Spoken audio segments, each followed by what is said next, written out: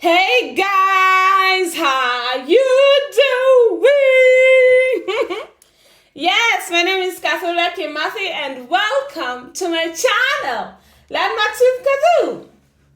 So today I'd like us to talk about comparing fractions. Shall we begin? So how do we compare fractions? So comparing fractions basically tells us which fraction is larger or which one is smaller, okay? So if you are comparing like fractions are those fractions that have the same denominator.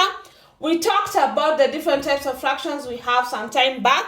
I'll leave the link to a playlist on fractions in the description box below so that you're all on the same page. So if you are comparing fractions that have the same denominator, we'll only concentrate on the numerator. So the numerator is what will tell us if a fraction is greater than or less than another fraction, okay?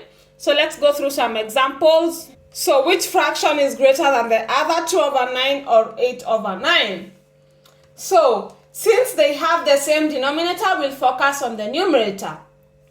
So the number 8 is greater than 2. So that means that 8/9 is greater than 2/9. So 8/9 is greater, okay? That's pretty straightforward. So let's now learn how to compare unlike fractions. Unlike fractions are basically fractions that don't have the same denominator, okay?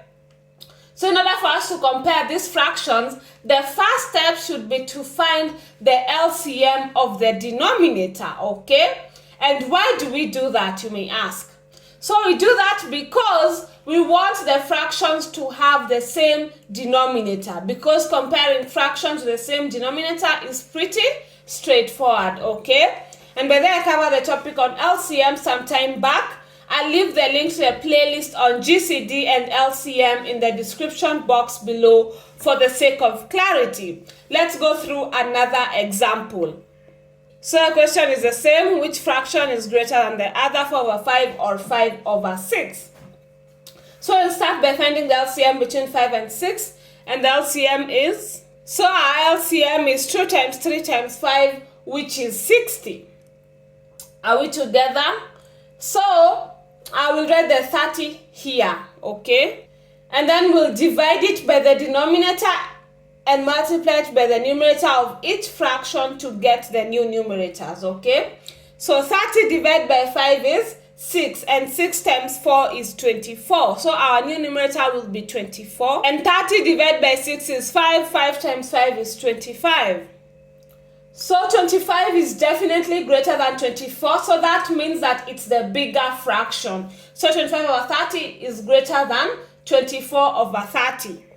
And remember that 25/30 is equivalent to 5/6, and 24/30 is equivalent to 4/5, okay? So in order for us to answer the question, we should conclude that 5/6 is greater than 4/5.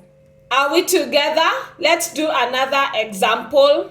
So what do you do when you're asked to arrange fractions in ascending or descending order? So we'll use the same exact order. So let's go through some examples. Arrange the following fractions in ascending order: 7/8, 5/6, 7/12, and 2/3, okay? So ascending order basically means from the smallest to the largest, okay? So in very simple terms, we are being asked to arrange these fractions in order from the smallest to the largest, okay? So we'll, as usual, we'll start by finding the LCM of the denominators, okay? So we'll write so the LCM is 2 times 2 times 2 times 3, which is 24, okay? So we'll write our 24 here. Let's find the new numerator. So 24 divided by 8 is 3, and 3 times 7 is 21. 24 divided by 6 is 4, and 4 times 5 is 20. 24 divided by 12 is 2, and 2 times 7 is 14. And 24 divided by 3 is 8, and 8 times 2 is 16. So now that we have the same denominator, we can now arrange these fractions in ascending order, okay? Remember, ascending order is from the smallest to the largest, okay? So the order in this case will be The order will be 14 over 24 followed by 16 over 24, then 20 over 24, then 21 over 24, okay?